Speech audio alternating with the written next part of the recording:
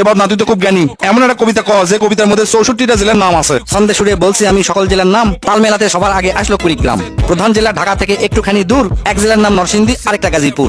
জয়পুরহাট ও লালমনিরহাট দুইটা জেলার নাম, রাজশাহীর নাম উজ্জ্বল করছে মিষ্টি স্বাদের আম। পাহাড় ঘেরা বান্দরবন ও সিলেট খাগড়াছড়ি, ময়মনসিংহের কিশোরগঞ্জে এই লেখকের বাড়ি। নেত্রকোনা সুনামগঞ্জে আছে ধানের মাঠ, সুন্দরবনের কাছে আছে খুলনা বাগেরহাট। ভোলা এবং বরিশালে আছে অনেক নদী, পাবনায় আছে পাগলাগারদ, বগুড়ায় আছে দধি। পাশাপাশি দুইটা জেলা টাঙ্গাইল জামালপুর, আরো দুইটা জেলা হলো কুষ্টিয়া যশোর। মনের মতো একটা জেলার নাম তার মাগুরা, দন্তানতে নারায়ণগঞ্জ, নাটোর ও নওগাঁ। দন্তানতে আরো 4টি জেলা বলতে আমি পারি, নবাবগঞ্জ ও নোয়াখালী, নড়াইল, নীলফামারী। গঞ্জদিয়া মানিকগঞ্জ হয় আরো মুন্সিগঞ্জ, গোপালগঞ্জ হয় হবিগঞ্জ হয় আরো সিরাজগঞ্জ। চাপাই নবাবগঞ্জ কিন্তু গঞ্জদিয়া ভাই, এদের ছাড়া বাংলাদেশে আর কোনো গঞ্জ নাই। রংপুরা রাঙ্গামাটির নামটা রঙে রাঙা, নামের জন্য আরো সুন্দর চাঁদপুর চুয়াডাঙ্গা। কক্সবাজার নামের জেলা আছে সাগরও পারে, পঞ্চগড়টা পড়ছে বন্ধুর দেশের এক কিনারে। ফেনী জেলার নামটা মাত্র 2টা অক্ষর দিয়া, সবচেয়ে বেশি অক্ষর লাগে লিখতে ব্রাহ্মণবাড়িয়া।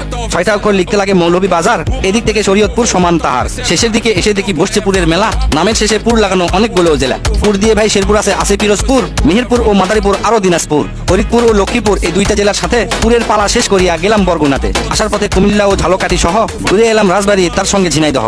গাইবান্ধার নাম বাদে থাকে আর মাত্র একখালি, তাদের মধ্যে একটা জেলার নাম পটুয়াখালী। এখন শুধু বাকি আছে 3টা জেলার নাম, এদের মধ্যে একটা জায়গা হইল চট্টগ্রাম। সাতক্ষীরায় আর ঠাকুরগাঁয়ে হইল এই কবিতার শেষ। এদের নিয়েই গড়া আমার সোনার বাংলাদেশ।